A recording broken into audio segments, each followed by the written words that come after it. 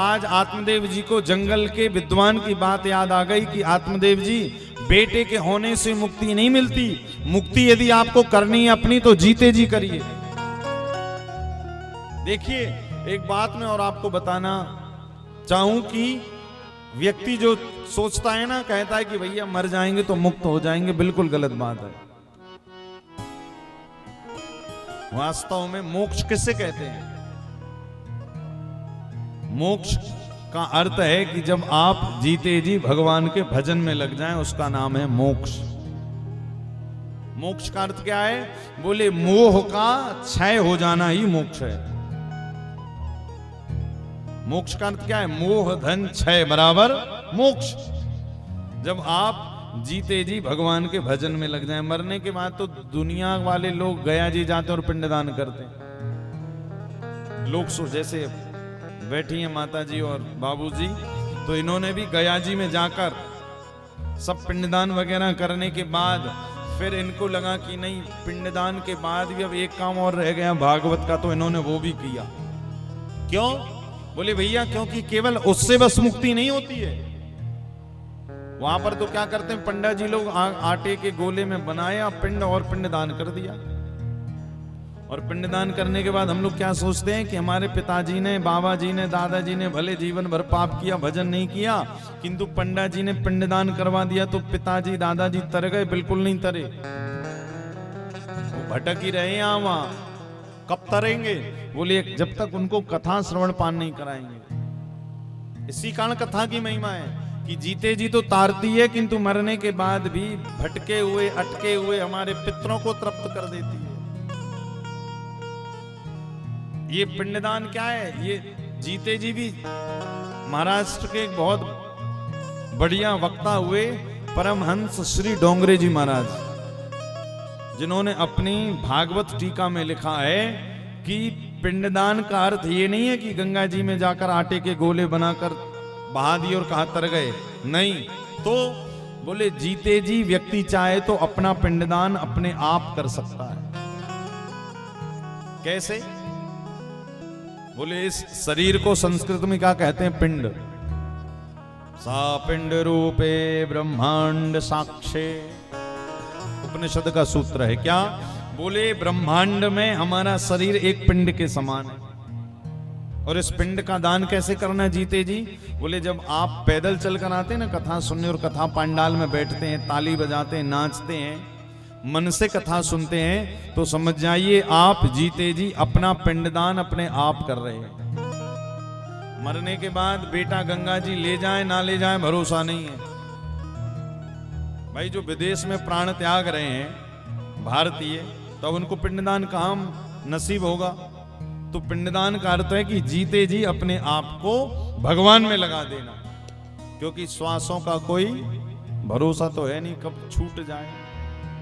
इसी कारण जीते जी क्या करें? अरे श्वासों का क्या भरोसा, श्वासों का क्या भरोसा, श्वासों का क्या भरोसा, श्वासों का क्या भरोसा। रुक जाए कब कहाँ पर, रुक जाए कब कहाँ पर, श्वासों का क्या भरोसा। रुक जाए कब कहाँ पर, दुनिया को छोड़ तुझको, दुनिया को छोड़ किसको जाना पड़े वहाँ पर। सांसों का क्या भरोसा, रुक जाए कब कहाँ पर, सांसों का क्या भरोसा, रुक जाए कब कहाँ पर।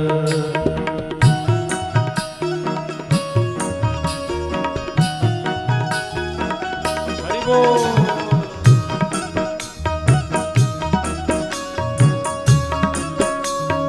भाव से कहिए श्री राम राधे।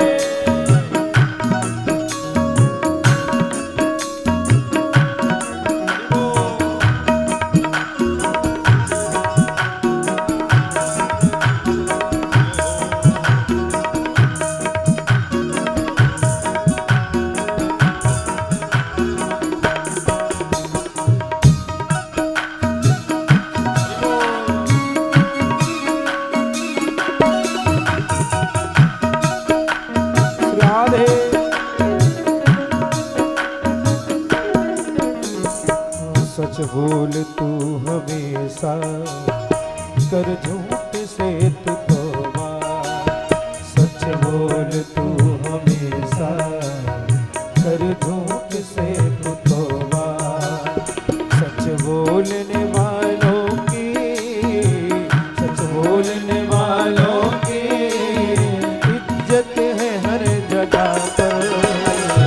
सांसों का क्या भरोसा, रुक जाए कब कहाँ पर।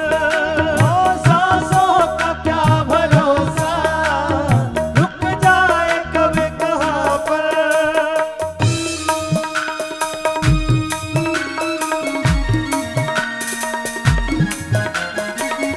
श्री बांके हरिलाल की जय हो।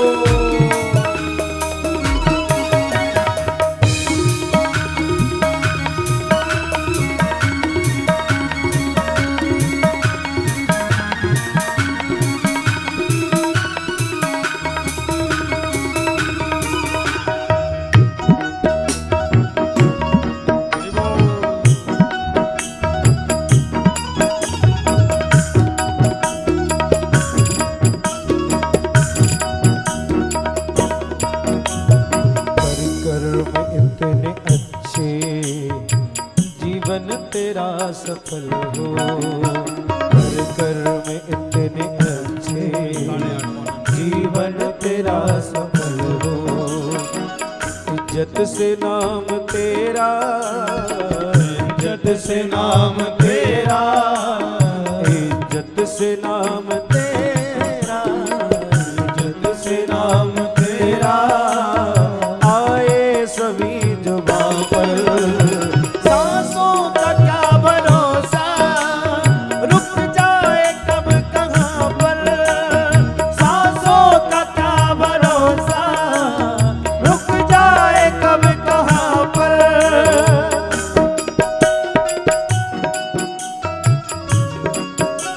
तो देखिए भगवान ने शरीर दिया है। अच्छा देखिए कलयुग में हर चीज की तो गारंटी है। जब दुकान जाते हो तो सामान दुकान वाले से पूछते हो ना, भैया टीवी की गारंटी क्या है, तो कहता है 2 साल। मोबाइल की बोला 3 साल।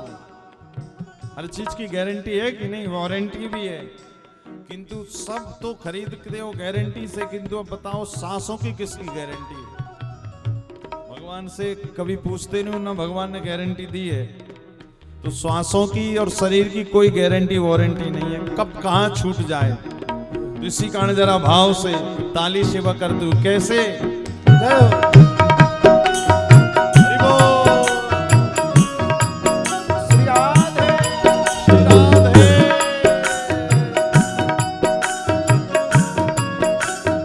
राधे की जय हो, जय हो।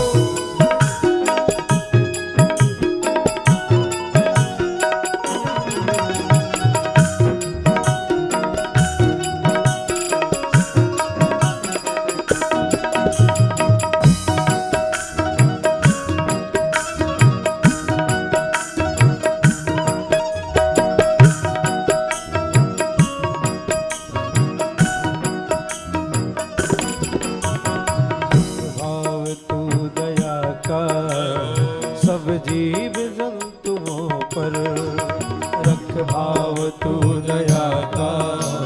सब जीव जंतुओं पर, रख भाव तू दया का।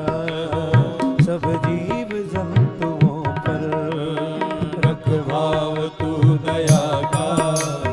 सब जीव जंतुओं पर उनकी दुआ मिलेगी, उनकी दुआ मिलेगी, उनकी दुआ मिलेगी तुमको ही जिंदगी भर। सांसों का क्या भरोसा, रुक जाए कब कहाँ